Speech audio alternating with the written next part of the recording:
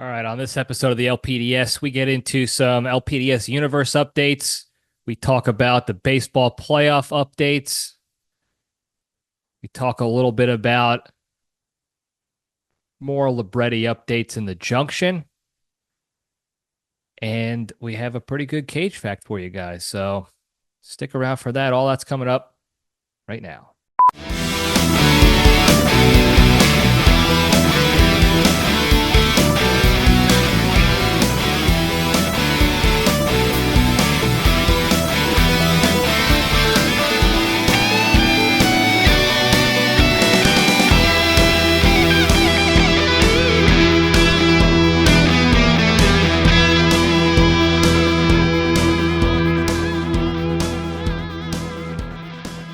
All right, Jabronis, we're back. Welcome back to the Libretti Podcast Diary Show. I'm your host, Libretti, a show that talks about nothing but tries to find the lessons and everything, and we have a good time doing it and share a few laughs, and hopefully it's a good time for everybody. Certainly is for me. Hope everybody had a good week. Mine was okay. Nothing too eventful going on. I'm in a bit of a mental rut. We'll talk about that in the Junction, though. But otherwise, pretty uneventful week. Not a lot going on in the Libretti universe, the LPDS universe, which is fine by me. There are a lot of people out there dealing with the after effects of the recent hurricanes in Florida, and then the one previously that hit Florida and Georgia and North Carolina and Tennessee and West Virginia and all those places up the Appalachian Trail, I guess, kind of. So thoughts are going out to them. A lot of people have stepped up to help support that effort. A lot of Americans have supported that, helped to support that effort. So shout out to those folks for doing that. Good luck to everybody as they work through their recovery. I don't like just flippantly saying, "Oh, thoughts and prayers," because I think people have used that term to just, you know, check the box of pretending to care or showing that they care in the public eye, and they're not really doing anything with that. There's not even any guarantee that they're praying for these people. So I don't like to use that term anymore because I think it's lost a lot of its luster. But it's a tough situation. It's tough for those people to deal with. I remember when friends and family were dealing with that in Hurricane Sandy in New York, New Jersey, and what was going on up there. Now the storm wasn't as big; it was big and bad. But what makes it worse in that area is there's not a lot of hurricanes up in the Northeast, just like there's not a lot of snow down in the South. So when there's even an inch of snow or cold or freezing temperatures, it shuts the whole area down because they're not equipped for it, and they shouldn't. Why would they be? So I do feel for these people. I empathize with them. I have some friends that are currently dealing with the most recent storm in Florida. I reached out to them. I wish I could provide more help and support. I don't know. That's that's a little bit of the tough thing on our end. Now obviously it's not nearly as tough as what they're dealing with, but I wish there was something that I could do that's more than just thoughts and prayers. I you know I can't wait to be in a financial position to be able to provide support in that way or be able to go over there physically to help people out. I'm currently not there yet, unfortunately. That's one of those things where it's like I gotta up my game to be able to provide, more support than just verbal check-ins. So I do feel bad in that regard, but it seems like at least the people I know, they're dealing with, water damage, power outage, but no loss of life, no loss of our house or home. So that's good at least. But yeah, I'm definitely thinking about those folks, and I hope I hope they get the support they need from the people who are equipped to support and also have the obligation and responsibility to support. So anyway, moving on. The peppers and tomatoes update. People have been asking, and as you know, it's a strange situation. It's a unique situation here because Texas has a different season for growing plants and harvesting. Okay, it's almost like they have two options for seasons because of the climate down here because it's so warm all the time. I missed the first one. I was late to the planting game because you really has to start growing from seeds in like January to get them in the ground by, February, March timeframe. And I was late to the game in that regard. I didn't get my plants into the ground until closer to June, I'd say. Because it takes a long time for plants to grow. It's not just, a week and they're already growing and getting vegetables and stuff on there. So I was late to the game on that. And then again, I don't know. I'm not a climatologist. I don't even know if that's a real position. But it seemed like because I was late to that first growth season where they're supposed to be growing initially when it's warm out but not super hot, and then by the time it's time to harvest and bear the fruits of your labor, then that's when it gets hot. And then the second season starts later in the summer into the fall kind of thing. I think because I was late to the game on the initial season, the summertime is not a great time for things to grow faster because of the heat and the unbearable sun and the fact that you really had to basically flood these things with water each day. If you get no rain in your area, we got some decent rain this season in Houston. So I think that slowed the growth of the vegetables on the plants. The plants were growing, but they weren't getting the flowers. The flowers weren't budding into peppers and tomatoes like like I wanted them to. I was hoping to be flush with tomatoes and peppers and sauce already, but we're not there yet. We're getting there though. I have a lot of peppers. I'll say that. In fact, I brought some home to New Jersey with me.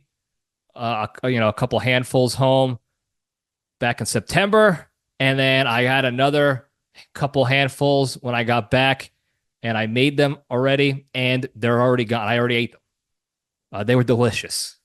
They're not that hot. They weren't that spicy. They were hot peppers, but they weren't the hottest hots. So now I know for next time to get the hotter ones.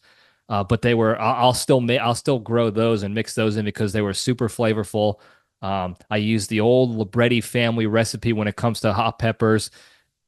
It's basically olive oil, some garlic naturally, and some salt, and you fry that in an cast iron skillet, and those puppies are righteous. I was eating them with everything. Every meal, I grabbed a couple peppers and put them in there, and then the oil, the residual hot pepper oil, I would dump on the food as instead of like ketchup or barbecue sauce or something. It was so good, but they're gone now. I have a ton more peppers on the vine, on the plant. They're not quite ready to be picked yet, but we got a lot of peppers. The peppers are growing for sure. The tomatoes, on the other hand, not nearly as much.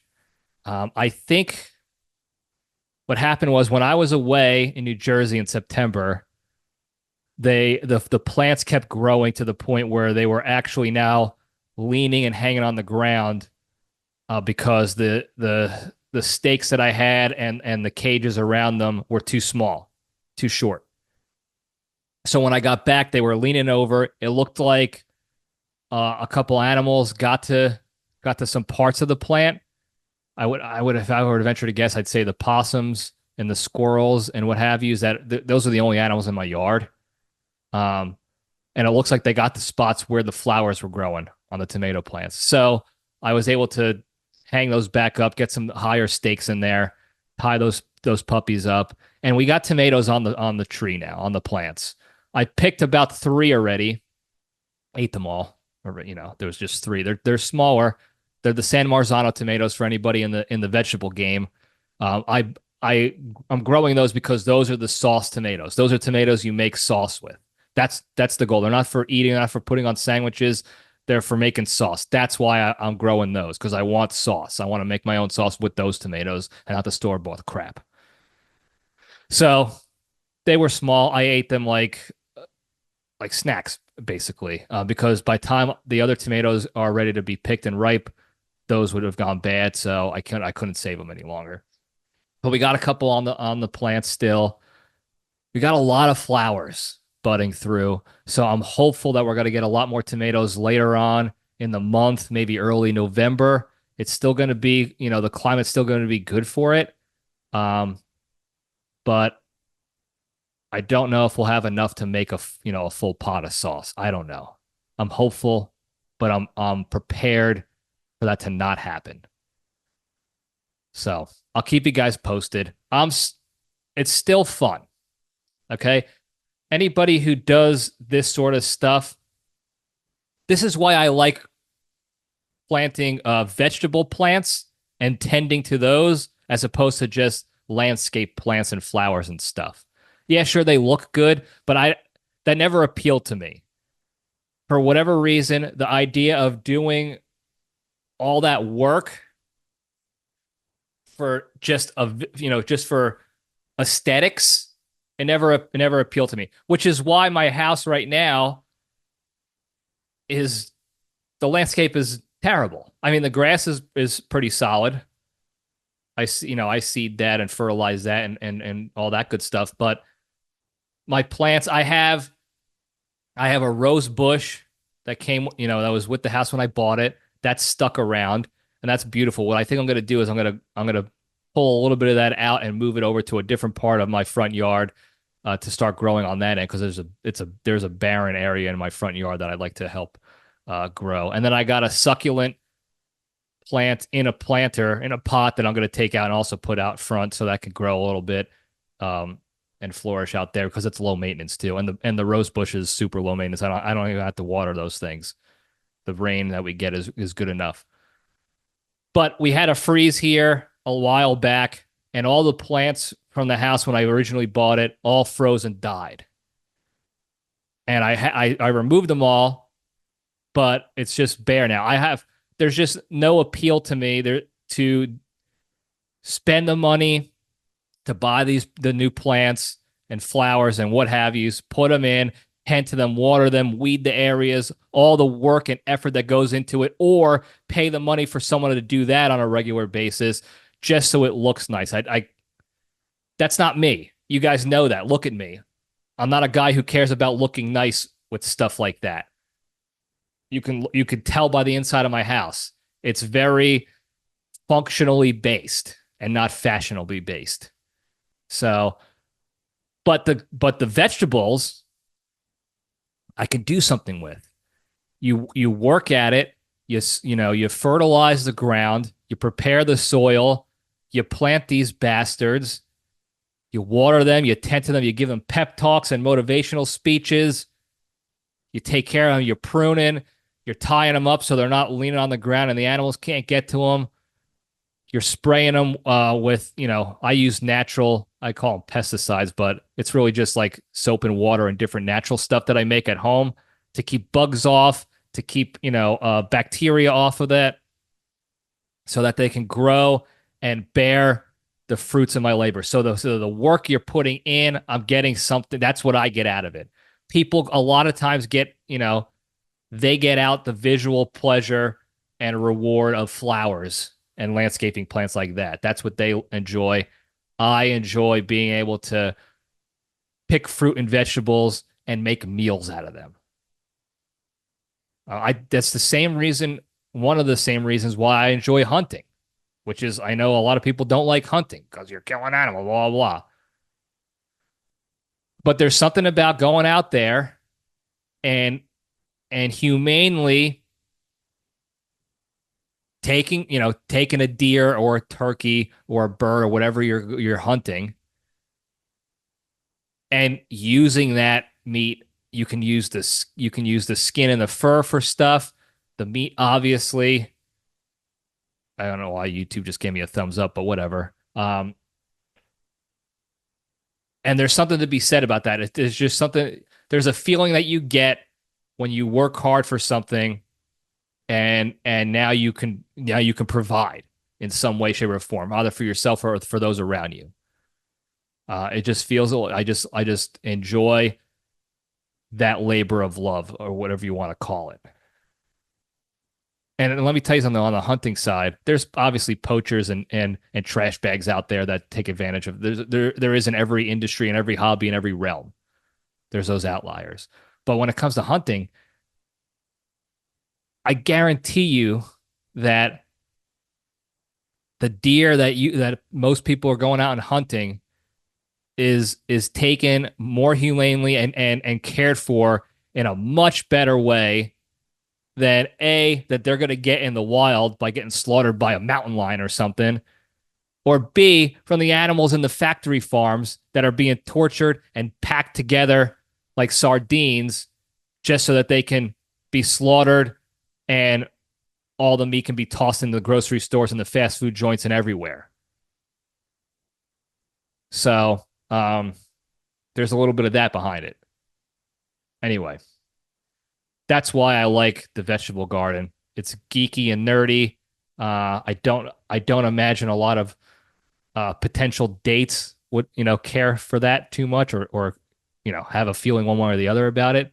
But it's something I enjoy doing, especially when it brings to those peppers were delicious, guys. I wish I had more. I only have 6 pepper plants, so it's not, even when they're all full, and they are all full of peppers, it's not a lot. They're smaller. It doesn't make a lot of food. I can't feed the masses with it, unfortunately. I wish I could, because I think you guys would like it. They're really good, and again, there is something to be said about, like, it feels good to put the work in and to get something like that out of it. It's like, man, I did this. I grew these, I planted them, I grew them, I tended to them, I took care of them, I cooked them. Now I get to enjoy them. So that's what I like to do, and I hope I get to do that with the tomatoes too, and make some sauce, and hopefully I have enough to give to everybody else. That's what I really enjoy. Yeah, it's great to have some sauce and peppers for myself, and right now that's all I can provide for because it's such a small amount. But I really enjoy being able to have a whole pot of sauce and just feeding, all my friends and family. I used to do that in college a decent amount, senior year of college, when I had a little bit more funds and more friends too. We used to make meals for everybody. So that's the real goal. So if it doesn't happen this year, we're gonna keep pushing towards that goal until I can send tomatoes everywhere, send jars of sauce to people, send peppers to people, make stuff for people in the neighborhood, whatever. That's what I like to do. So that's why I do it. So that's the update. Anyway, moving on. Yankees, Mets, playoffs updates. If you're a baseball fan like me, I know you're watching these games.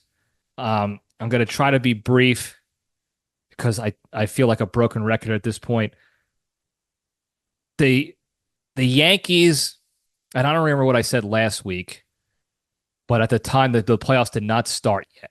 The Yankees already had a leg up because the Orioles and the Houston Astros were already knocked out before the Yankees had even had to play one playoff game. And that created, in my opinion, the easiest road for any team to get to the World Series. Was Astros and Orioles getting knocked out paved the easiest route of travel for the Yankees to make it to the World Series, because on paper and based on the records this year, the Yankees are the best team in the American League still in the playoffs now. Okay, we're at that point. It was kind of close, but not really that close. Okay, the Orioles were close and the Astros, and that was it. And those guys got knocked out. So all the Yankees had to do was just do what they did against the other three teams all year and beat them. But like we've been saying all year, the Yankees did not put themselves in a position to take advantage of that easy road.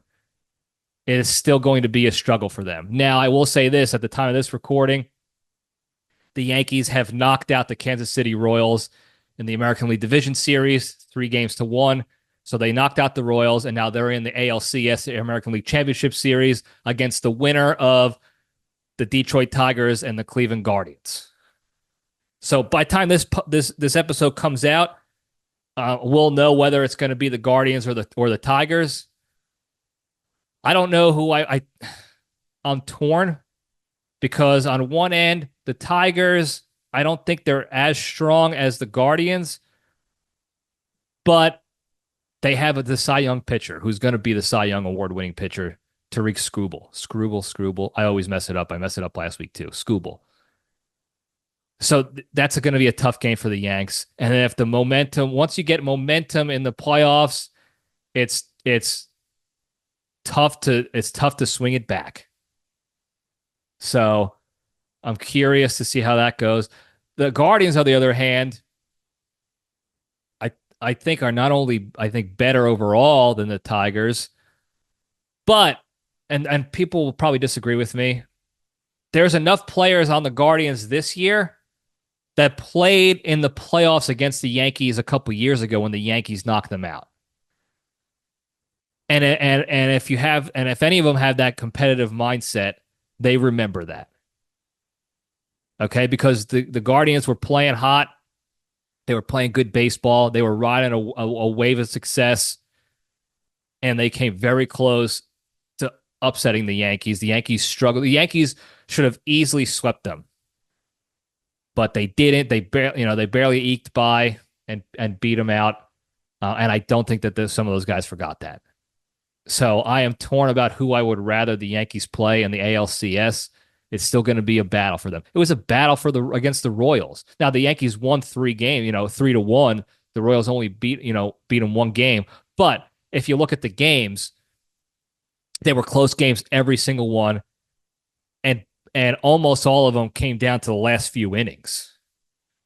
The Yanks won by 1 run every game except for the last one, where they came away and won by 2. That's it. Each game was decided by 1 or 2 runs. There was no blowouts, nothing like that. Even in the Guardians Tigers games and every other games that have been played so far, basically there have been a couple of games where, or at least I'll say series. In every other series, there's at least one game where it was almost like a blowout. 5 runs or more in the playoffs, that's a tall order to come back from. It's possible people have done it, but 5 or more runs, it's usually tough to come back from. I don't remember seeing it very often. So we have seen a couple of those games, not with the Yankees Royals, and the Royals were not that great a team. They had Bobby Witt Jr., and their pitching was pretty much only good against the Yankees. Otherwise, they were average, slightly above average for the year. Is it Seth Lugo, the pitcher, one of the pitchers? He's a pretty decent pitcher. Cole Reagans on the Royals is also pretty decent. They had their ups and downs, but they gave him a hell of a ride. So that's what makes me nervous about the series coming up, the ALCS against, it doesn't matter who they're playing, the Tigers or the Guardians, they're going to have their hands full. And it shouldn't be that way. They should have postured themselves to be able to breeze through to the World Series. But they didn't. So now they're going to have to struggle and they're going to have to fight. And there's a decent chance that they don't make it through. Everybody's still saying, the Yankees are going to be the ones going in. And again, the MLB really needs them to go in there. They needs them to be in there from the American League because nobody is going to watch a Guardians or Tigers World Series. Nobody. And if you don't believe me, look at the World Series last year. Again, I know I'm repeating myself from last week, but look at the World Series last year, one of the lowest viewed World Series in the history of the MLB, Diamondbacks Rangers, because they were not the big market teams.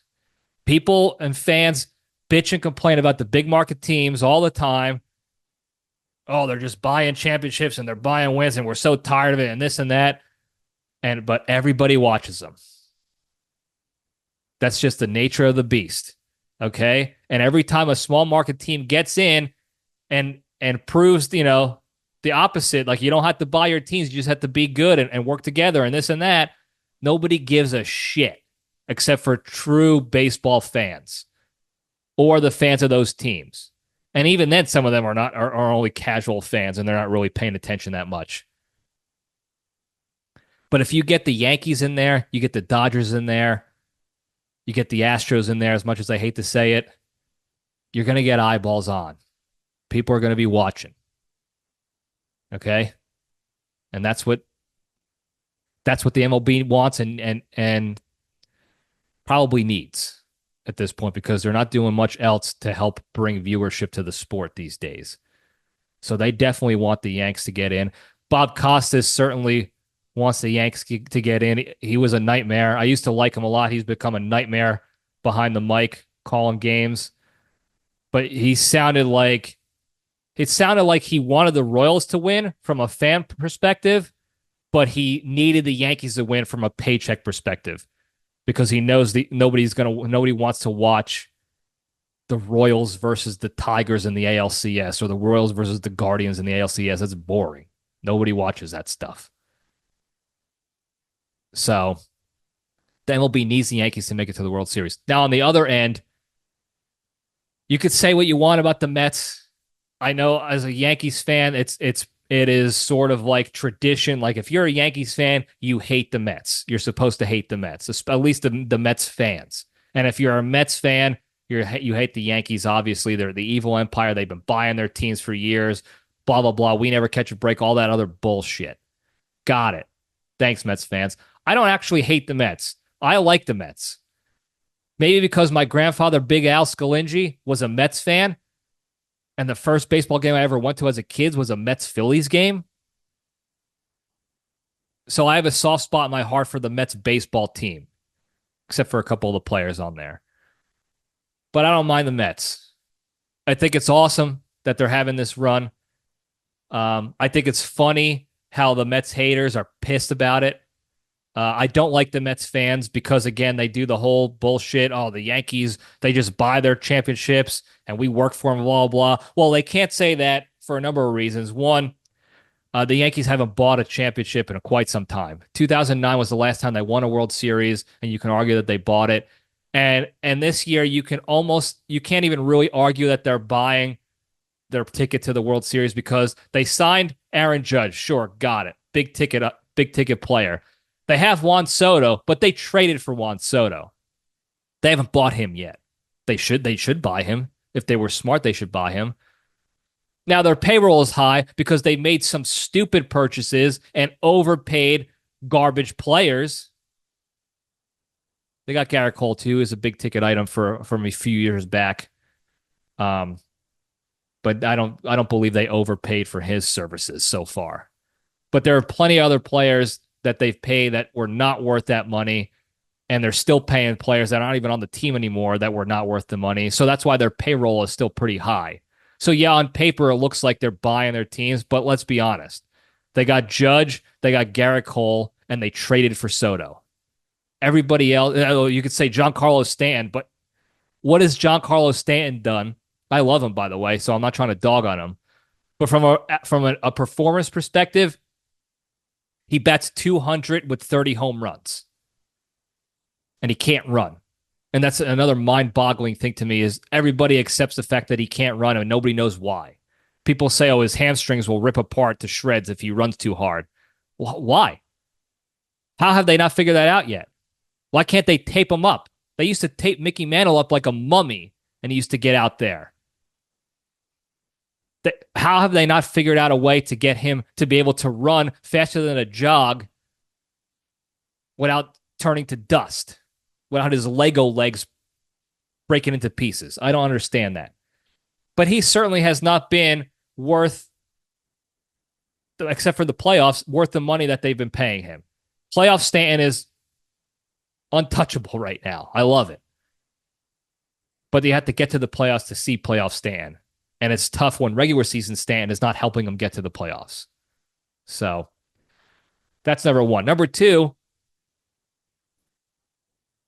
nobody wants to see the small market teams in the playoffs for the Mets fans out there. Sorry, I just talked about it.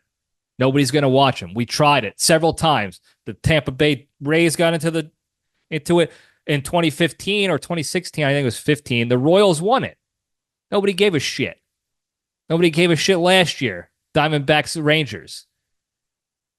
So good luck with your small market. Don't expect to make any more money doing that, though. Okay? You're almost penny pinching yourself out of more success and profits. So if you want to do that, go ahead. Number three, the Mets bought their team. Steve Cohen came in and bought the team. He's a billionaire. And then he paid big money for a lot of big name players. Now, they didn't pan out, most of them. But that's what they're doing now. They're doling out the cash. And I don't blame them. They should be doing it. That's what, if you have the cash and you want to win championships to get more cash, that's what you do. You spend the money up front, you'll make it back in the long term. So the Mets fans have no leg to stand on when it comes to that argument anymore against the Yankees. You could just say, I hate them, they're rivals. Got it. But you're the big market team now. I hate to break it to you. And you're going to be a big market team again next year, too, when you piss your money away on Fatso Pete Alonso. Because I know you're going to give him a lot of money to go bat 240 with 35 home runs. And another failed attempt at a home run derby championship. So you can't give me that. Now, I love what the Mets are doing in the playoffs. It makes me laugh and smile when they continuously come back from behind to upset these teams. They're on a magic streak right now, a crazy run, and they have the hardest run to the playoffs of any other team. Okay, because they're the worst team in the National League in the playoffs right now. Okay? It was the Dodgers technically had the best record in the National League, I think in the whole league. And then it was the Phillies and then the Padres, who have been playing out of their minds the last couple of months. And then the Mets, who have also been playing out of their minds the last couple of months, but they were so dog shit in the beginning of the year, they were down in the last seed. And they knocked out the Brewers, who were better than them in the wild card, and they just knocked out the Phillies, who were number 2 team in the NLDS, and now they're in the NLCS against the winner of the Padres Dodgers. Both teams that are better than the Mets. And I think the Mets are going to make it to the World Series. I really do. They got the magic right now, and I hope they do. And wouldn't it be something if there was a Subway Series? I would love it, but I would also hate it because I think the Mets are going to win the World Series. And I want the Yankees to win. So it's almost like if the Yankees lose in the ALCS, it'll be almost a sigh of relief. I don't want to say that because what would you rather have, them lose in the World Series or the ALCS and never have to worry, never have to second guess what could have been or whatever? I don't know. Because if the Mets make it to the World Series and the Yankees have to play the Mets, I don't think they're going to do it. I just don't think they're going to win. And it's going to be heartbreaking. So we'll see how it goes. As of right now, we're waiting on the Dodgers and Padres to finish up their series. They're both tied 2-2, and the Tigers and Guardians are both tied 2-2. So before this even airs, this episode, we'll have our results, and we'll see who the Yankees are playing. We'll see who the Mets are playing. But it's been every Met game has been amazing to watch. I hate this. Again, all my Yankee friends, fan friends, are going to call me a traitor and deny it. But if you're a baseball fan, if you're a baseball enthusiast, every Met game this playoffs has been amazing to watch. Every game is almost like the game of the year each time. The Yankees, not so much. Unfortunately, not so much. But I hope they keep winning. I want them to prove me wrong and win a World Series. I would love to be wrong on that. And so far, so good on proving me wrong. They made it to the next round. good. So that's that with the baseball updates. With that, we'll get into the good stuff. Step into the cage.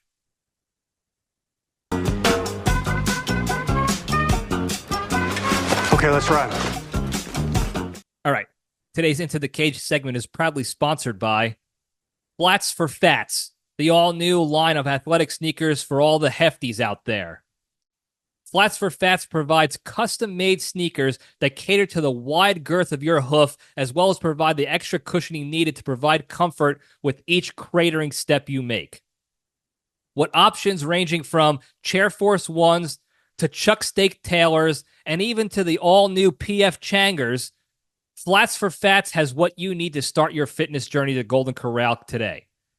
So to get fitted for your custom pair, visit the loading docks of your local Home Depot, and if you use the promo code ReebokCheeseBlock, you'll get 29% off your first pair. Flats for Fats. Look, I just want to say right now, you know how I feel about morbid obesity and the health implications behind that. But what I will also say is I've seen a lot of heavy set folks in the gym lately. And when I see them getting looks and hate and disregard and disrespect, that really grinds my gears. Because you can't dog on somebody for being overweight and lazy and obese and not physically active, and then dog on them also for trying to be physically active and work on themselves. You can't, that's just shit human mentality. That's just piece of shit beta bitch boy mentality, and I hate that. I love when those people are in there getting after it. Maybe they're struggling. I struggle too in the gym. Still, to this day, there are still like new machines or new workouts I'm trying to learn, and I'm constantly struggling to try new things and to get, progress and make gains and to advance myself and to reach my fitness goals. So there should be no shame put upon heavier set people that look like, I always hear this too, like, this guy never stepped foot in the gym in their life. Well, they did just now. Okay? And instead of dogging on them, making fun of them, and being shitty, why don't you help them out?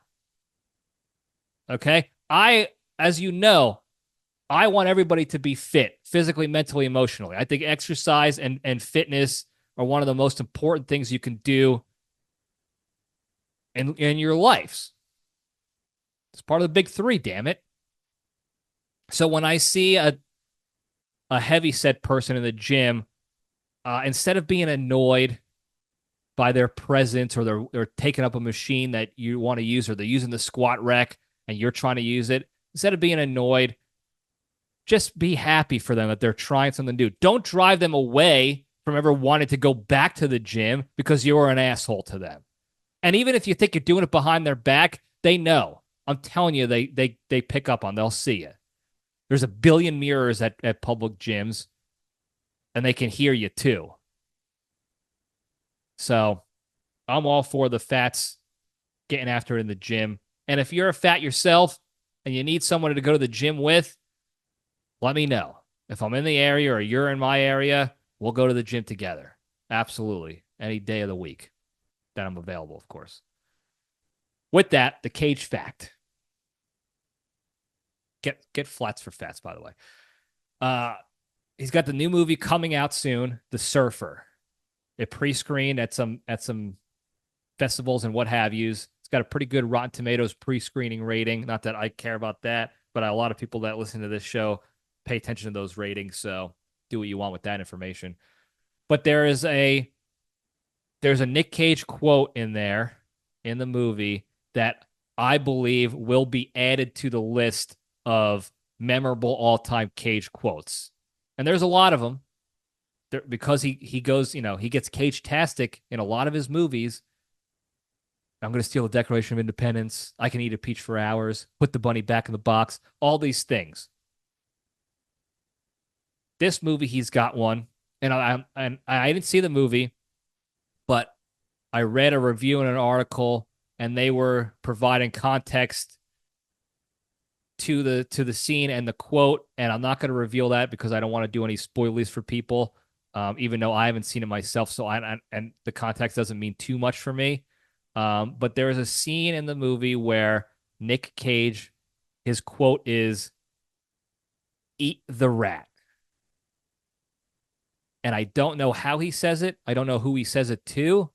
I have a vague idea of what the scene is based on the article, but I have a hunch that this is going to be a memorable Cage scene and quote that you're going to, I'm going to steal the Declaration of Independence. Anytime anybody says, I'm going to steal the Declaration of Independence, everybody knows who that came from. Everybody knows that line. Unless you've been living in a box for the past 25 years, you know who said that line and what movie it's from. Or at least, at the very least, you know who it came from, Nic Cage. And I think that's going to be, I don't know if it'll be, better than that or more popular than that, but I think it's going to be on the same list of when you hear this line, "Eat the rat," you know it's going to be, oh, that was Nic Cage from The Surfer. So I'm excited for that movie to come out, to check it out and to see that scene and to see it all unfold. So that's that. That's the Cage fact. And we're moving right along into the Junction. We'll spin the logo up. I don't have too much going on, folks, this week. I've been in a bit of a mental rut where I feel like the things I'm doing for the business, for Spearhead, for dating, for life, for the gym have been, I'm not feeling the progress, I guess you can say. I'm doing the thing. I'm running through my processes still. I'm getting the stuff done I need to get done each day. But for whatever reason, the feeling of running in quicksand has taken me over this week mentally. And I imagine it's probably time for me to sleep in one day and take a break a little bit. That's probably what my body is telling me, and my brain is telling me that I need to hit the reset button a bit. But I have been in a bit of a fog in that regard. Now I haven't been unproductive. It's just more of a feeling. And I think people can relate to that. I'm sure people have felt that way in the past. So I've been trying to power through that. And I have things that I do to power through that. Things that have been helpful to me for quite some time now. Obviously, I follow, the big three is the main thing that I do. I'm telling you guys, I every week I talk about the end. I'm sure by now a lot of people just skip the end because they know what's coming. It's the big three. But I'm telling you, if you make a concerted effort to follow the big three every day, even on a bad day, you're going to feel that sense of accomplishment. You're going to, from exercising of some sort, you're going to feel that gratitude by actually taking the time to appreciate what you have in this world. And you're going to allow you're going to remove yourself from negative spaces and negative situations and negative energies. And now, in the moment, I don't think enough people realize that. I think when you're in the heat of a moment, or you get a negative feeling and you want to respond to it, or you see somebody post some bullshit online and you want to respond to it, it's getting you all worked up, or someone says something to you, it gets you all worked up. When you step away from that, when you omit yourself from that situation, when you choose to not react to your emotions and choose to remove yourself from that environment, you'll start to realize, you'll actively pick up on the fact like, oh, I spent less time in shit and negativity today. Okay. And that does something to your brain. Okay. Our brains are like, I don't know how to describe this effectively because I'm not I'm not a medical professional. I'm not a neurologist or anything like that. I'm not very eloquent either, as you can probably figure it out by now. Your brain is like excuse me, like a sponge of routines and habits and thoughts and a receptacle of all that as well. Okay? What you put into your brain, you become.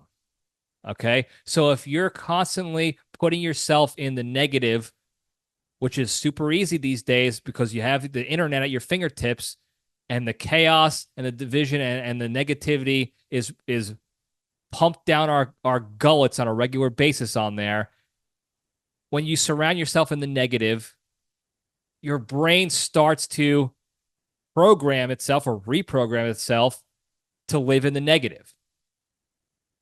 So now your survival instinct, your initial reactions to everything trend to the negative. Okay? If you do the opposite, if you start thinking about the positives in situations, if you start thinking when you come across a problem or something bad happens, when you start to actively force yourself to think of the solution as opposed to dwelling in the problem and getting mad at the problem and reacting to the problem and being problem and negative centric, and start thinking about how can I solve this so it's no longer a problem, your brain will start to reprogram to be solution focused. Okay? So I hope I communicated that a little bit more effectively in my description there. But your brain becomes what you provide for it. So if you follow the big three, okay, your brain is going to program you to almost automatically, your muscle memory is going to take over.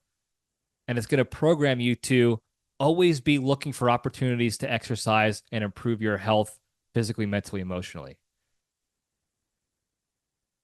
Anytime a situation arises, your brain is going to be programmed to force you to focus on how to find a solution to this problem. Or if there's a negative, let's find the positive, or let's get out because we don't want to live here. Okay? And your brain is going to be reprogrammed to focus on appreciation for the good in your lives as opposed to taking advantage of it and just assuming it's you're entitled to it all. Okay? That's why I believe in the big three so much, because it reprograms your brain in ways that I can't describe it clearly. I can't effectively describe how it reprograms your brain to becoming better in every aspect. So, long story longer, I do take steps every day when I'm in these mental ruts. Even when I'm not in the mental ruts, that's the best time to do it, when it comes easier, because then your muscle memory kicks in the tough times, and that's why you train for stuff. That's why I tell you to follow the big three every day, because you don't want to just wait until the times get tough and then be like, oh, should have followed the big three because now I'm not used to this and my body is not used to this and blah, blah, blah, and all this other stuff. So I have these steps I take, the big three, some other sort of mental trainings I do each and every day, so that when I'm in these mental ruts, these sort of fight through phases, I got the blueprint inside of my brain already to fight out of it and to get out of it. So I'm not worried about it. This is really what I'm trying to say, is I'm in a mental rut right now. I'm not worried about it. We're going to make it through. And if you want to learn, if you want to talk to me more about it, feel free to hit me up one-on-one, hit me up in the DMs. If you know somebody who can use some of this stuff or is of interest to them, have them hit me up. It's part of what I train to clients for spearhead leadership. Okay? Because you want good leadership to become part of your lifestyle, your daily habits. So in order to do that, you have to retrain your brain. You got to reprogram your brain. And this is, some of the ways you do that. So if anybody's interested in that on that side, let me know. Or hit the hotline if you want to learn more about it, 202-670-1114. So with that, though, I did see something that was inspiring to me. And I'm probably going to sound lame and dramatic and sappy, but I don't care. because this made my day. I've been in, like I said, I've been in a bit of a mental fog and rut that I'm powering through. Had to go to Lowe's for some errands, and at the exit of Lowe's outside, there is this Boy Scout with his parents, and they're selling popcorn. Now, I don't want popcorn. When I first initially saw the table, I was like, crap, I got to figure out a nice way to say no because it's just popcorn. It's caramel corn. They had some other flavors, I think, at some point, but it's basically just bags of popcorn that they upcharge you for. And, not to get on a man, rant here, but the Boy Scouts get a bad deal, folks. Okay? Not only do they have to deal with getting touched by their troop leaders historically, which has been a problem that hasn't really effectively been addressed, not effectively enough anyway. Not only do they have to deal with that, they got the Girl Scouts coming in with Girl Scout cookies and dominating the market in that regard. And it's a racket. Now, I still buy Girl Scout cookies all the time. Every time they come out, I buy them. But it's an absolute racket. They make billions of dollars on Girl Scout cookies. Who the hell knows where that money actually goes? Does it go to what do the troops do? What do the Girl Scout troops do with that money? Do they even get the money? Or does it go to Big Cookie? Nobody knows. Then you have the Girl Scouts now infiltrating the Boy Scout troops. They're calling them scouts, which is fine. Whatever. You want to do, I don't care. As long as you have, a lady troop commander with the male troop leader, because I don't trust some of these troop leaders out there. So you got to have backup. But then on top of it all, the Boy Scouts are trying to sell something to fundraise, and all they're allowed to sell is bags of stale caramel corns. And it's a travesty because some of that stuff is not good at all. And it's way overpriced for stale popcorn in a bag. You can spend the same amount of money. This is how crazy it is. You can spend the same amount of money on a tub of movie popcorn that's fresh, and you can drown it in chemical butter serum and have a good time doing it. This stuff's stale. It's in a bag. Who knows how long it's been in there? Probably for years, because they're probably just recycling bags that weren't sold from the years prior. And that's what they get stuck with selling. So I want no part of it initially. I want no part of it. I saw it. I was like, I don't want this popcorn. What am I going to do with it? Buy it and throw it in the garbage? Even the bums wouldn't want it. If I give it to a bum, he'd be like, what is this? He's like, call me, come back. We got Girl Scout cookies, dude. But then I saw this goddamn kid. This is part of my French. Sorry, Terrence. I know it's a family show. Tell your kid don't use that. Don't use GD. I saw this short, hefty looking kid. He is well on his way to being able to buy his first pair of flats for fats. With his parents, he's in his uniform.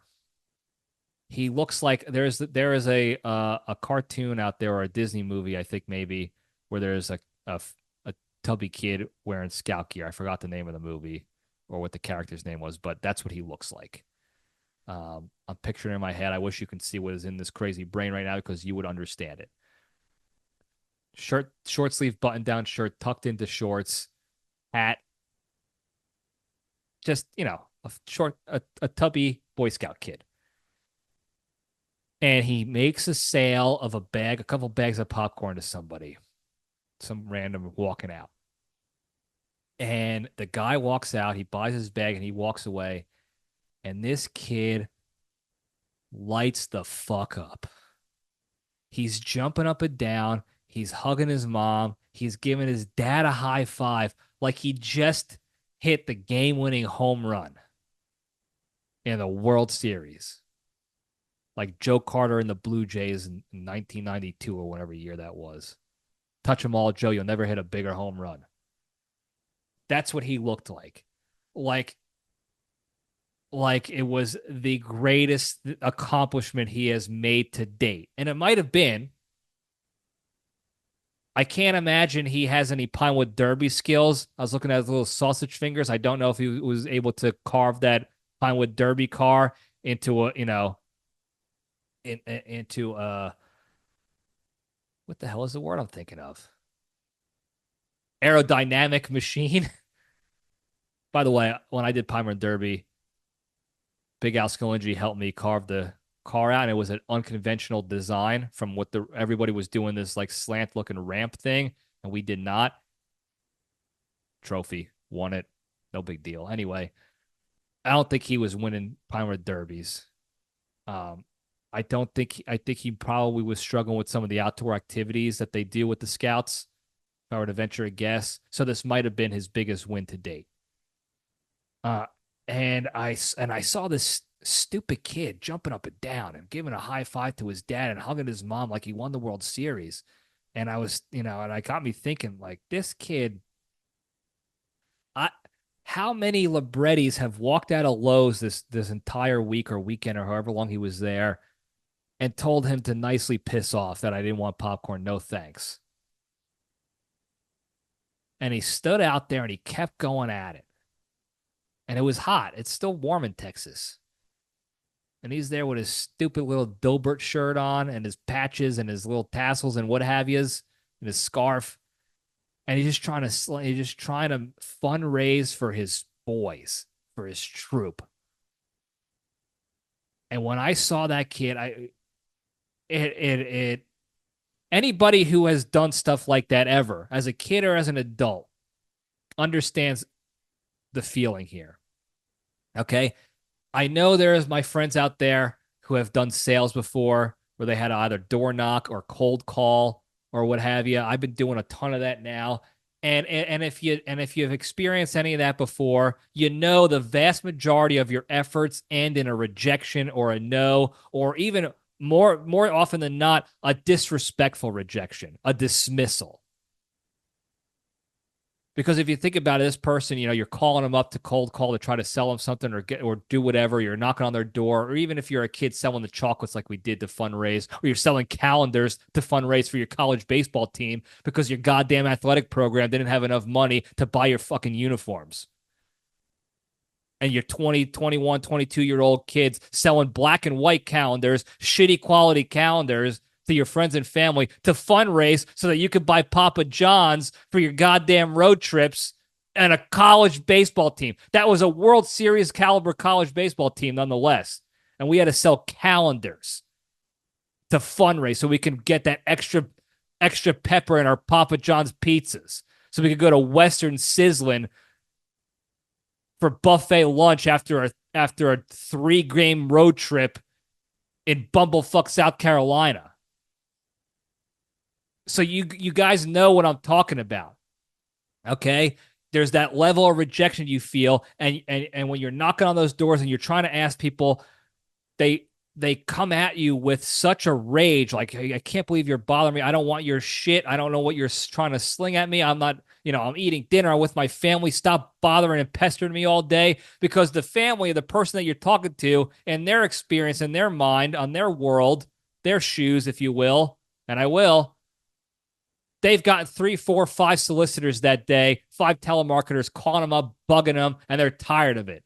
And that your fat ass comes along trying to sell them popcorn, and they're not having it. Okay? So you get met with aggressive dismissals and denials when you're in that world.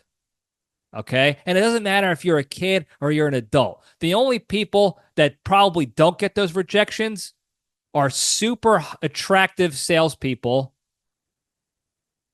or the Girl Scouts, because nobody says no to the Girl Scouts. It's a $1 billion industry. They sell them once a year. Nobody's saying no. In fact, I get pissed when I see them because I know I'm buying them. And I thank God this year that they weren't at my grocery store, because every week I would have been buying them for the whole month. So everybody else is getting 99% rejection. They always say in sales, for when it comes to cold calling or cold emailing, 100 cold calls might get you 1 to 3 clients or sales. And it's a numbers game. Now, I don't necessarily agree with that, because when you play the numbers game, you're not playing the relationship game, and you're not building rapport and trust. That's a different discussion altogether. But this kid doesn't know about sales and know about building relationships and trust. The kid's just trying to fundraise for his goddamn scout troop. And I guarantee you he spent all weekend getting nothing but no's, because he had a full fucking table of disgustingly stale caramel popcorn. And when he got that sale, man, did that hit. I'm telling you, he was jumping up and down like he won the World Series, like he won the Super Bowl, like he was the game-winning hit. And as soon as I saw that, I said, well, it looks like I'm buying disgusting caramel corn from this kid. And that's what I did. Everybody in YouTube land. Salted caramel corn, Trails End. It's trash. This stuff is, look at this crap. Stale. You hear me chewing? You can't, because it's all stale. There's no crunch, nothing. I bought this damn thing for $25 for 1 bag, and I'm not even mad about it. I'm going to eat this shit and get my money's worth, because that kid, there was something to be said about that kid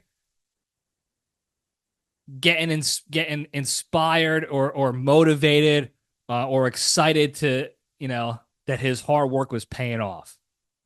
Because I'm telling you, that kid was getting no's all day. That table was full of salted caramel corn bags from 5 years ago. He wasn't selling shit. And I gave him a little pep talk. I went up there. The first thing I said is like, "What are we buying? I'm like, what am I buying here, buddy?" I wasn't like, "Hey, what are you selling? Let's work out a deal." No, I was buying. And I talked to the kid. I found out about his troop, his parents. We were talking a little bit, this and that. How you doing? I tried to give him a little pep talk and let him know, like, listen, you little fat bastard. Don't ever let no stop you from achieving your goals. Don't ever let no stop you from reaching the success you're looking to reach. Except if you're trying to hit on a Girl Scout, no means no, buddy. I'm sure your parents will remind you of that later on in life. But don't ever let this sea of no's and rejection and dismissal, stop you from fighting, stop you from pushing, stop you from succeeding. I said, you got, I said, I saw you. Listen to you, bastard. You little fat shit. I saw you high-fiving your parents. I saw you hugging your mom. I saw how happy you were. You remember how happy you were 15 minutes ago when you sold that bag of garbage popcorn? I said, that's what it's all about, buddy. I said, nobody wants this shit. You know it. I know it. But you keep grinding every day. You keep fighting your little fat ass off. You keep going after it, and you're going to sell this popcorn. Okay? I said, you inspired me. I wasn't going to buy your garbage. We both know his shit sucks.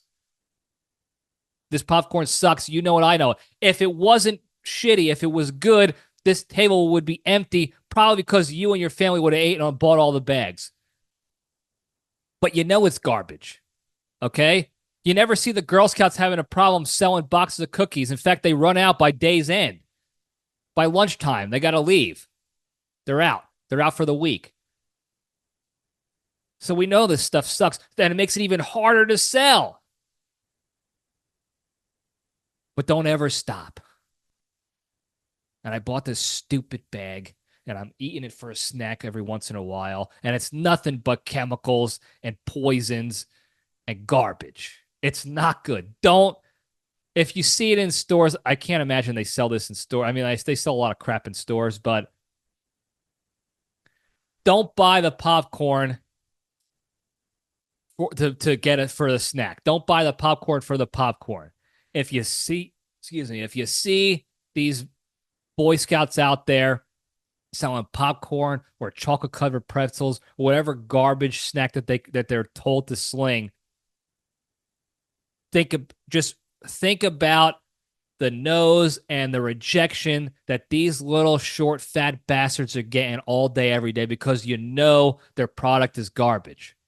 And you know they don't get the respect that the Girl Scout cookie community does. But they're still out there, and instead, and we have an opportunity to provide a life lesson to these kids and an experience that these kids will take on into an adulthood, and that's to never stop going after success. Because somebody is going to come, and it's going to be us. It's going to be the LPDS universe. These kids are gonna get no's and rejections and dismissals all day, and then the LPDS universe is gonna come in and is gonna buy this bag of garbage from them, and then that's when they get that feeling. That's when they know it was worth it. If the yes feels so much better after 100 no's because you put that work in and you never quit. And this little tubby bastard could have easily, and I'm getting emotional now, this little tubby bastard could have very easily taken down all 15 bags of this popcorn himself. And his family could have bought the bags for him, like most kids that we did when we sold the chocolates and stuff to fundraise for our little leagues and shit like that. What was the first thing we did? We went to our families because they couldn't say no. But this kid was out there to sell to strangers. There's no guarantee your family is going to buy your stupid crap. They always did. Even in college, when we had to sell these damn calendars, most of the guys just went to their families and paid for them. But you don't get that experience of dealing with rejection and powering through anyway, the same way you did by going to strangers and setting up a booth and a table and slinging absolute dog shit in a bag on a hot Texas afternoon. And when I saw, I'm telling you, when I saw this tubby, I can't overstate enough, this chunker of a kid light up the entire neighborhood when he sold one bag of this garbage popcorn. Man, that felt something like that sparked something in me. I can't explain it. And I don't care that I'm getting sappy and lame and teary-eyed and whatever. I know you're probably tired of that on this show all of a sudden. It's been happening a lot lately, but I don't care. Seeing that kid, you look at that kid on the surface level and you see his family, and the first judgment you get is you see the writing on the wall. This is a lazy person who's going to be fat and lazy and eat himself to death, or be a video living in his parents' basement, not accomplishing anything, not trying anything difficult because it's too hard and he doesn't want to do it. And you can easily make that snap judgment. But when you see the fire in somebody like that, that inspired hope in me. And I hope it did for him too, because when you get that feeling, and again, I know some of you can relate to this, when you work your dick off for something, and it's constant rejection and failure and failure and failure and failure, when you get that success, when you hit that home run, when you reach that goal, that feeling you get is so much more. It's so much better than just getting it on the first try or selling out, to your family. That sense of accomplishment just isn't there when you're selling your bags of dog shit to your family for their fundraiser. Because they're buying it because this is my nephew or my grandkid or whatever, and they're going to throw that bag in the garbage. They knew they just bought garbage to support your thing. But these strangers, you got to fight through that shit. So that feeling of accomplishment is just so much better. And I can't explain it. When I saw that kid jumping up and down when he made that sale, like it was the best thing he's ever done in his life. And maybe it was a trick. Maybe he saw the sucker a mile away coming in the parking lot, and he's like, let me jump up and down and pretend that I haven't been making sales all day. And that was his ploy. And if that's the case, listen to me. That kid's a great salesman, and he's going to go places. And I'm still proud of him because he figured out a way to secure the sale and accomplish his goal. And if I'm the sucker, if I'm one of the many suckers he got that day, whatever. He's got a good tactic. He's a good salesman, if that's the case, if he tricked me. But I don't think he did. I could see it in his eyes. I'm usually pretty decent at seeing the truth in the eyes of people. That kid was jumping up. That kid does not jump up and down a lot. Okay? He doesn't make a habit. He's not going to create a sales tactic where he's jumping up and down all day like that. That was real. I think that was real. So that helped me power through the rest of my week in my mental rut. And it was just a story I wanted to share. Now I got to eat this shit popcorn made of chemicals and sweeteners and poisons and what have yous, because I'm cheap. You know me. I'm getting my money's worth. I'm not paying $25 to throw that away just for the principle of it. I'm eating the popcorn. It's not good. Don't listen to me. Again, if you see these kids out there, don't buy this stuff thinking you're going to get popcorn to eat as a snack. You're not. But you're not buying it for that. Okay? You're buying it so that these kids know what happens when you don't quit. Okay? This is a perfect opportunity to teach that lesson of success and working towards something and earning something, because they're not getting it anywhere else these days. They're not getting it in Little League sports. They're not getting it in schools. Most of their parents are just giving them whatever they want with no fight and fuss about it. So they're not learning the lesson of working hard for anything. But this is an opportunity, especially if they're taking the chance to get out there and with strangers to sell this shit. There's going to be more rejection than anything else. So if you see him out there, LPDS universe, buy the bag. You're not going to like it, but you're going to feel good about it. And make sure you let them know. The LPDS universe has your back, kids. And that's all I got today, folks. Giants have been boring, so we're not going to talk about the Giants. It hasn't been fun to watch. They stink. Even when they win, they stink. Before we go, very quickly, the big three. I kind of talked about it most of the time already. 3 pillars to staying strong and being a better, happier, kinder, healthier, and more genuine human being, and spreading that positivity and goodness to all those around you and throughout the land. Number 1, exercise every day.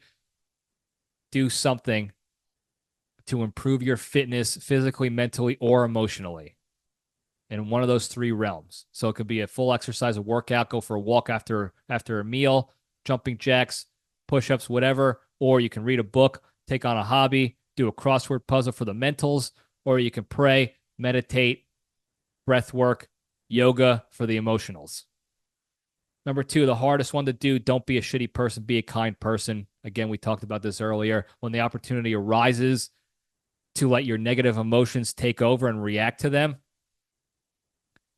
take a breath, take a deep breath in for 6 seconds, hold it for 2 seconds, out for 7 seconds. Center yourself. Okay?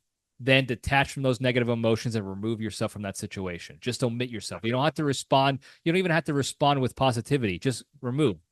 Get out of there and allow yourself the capacity to go focus on more positive, productive things.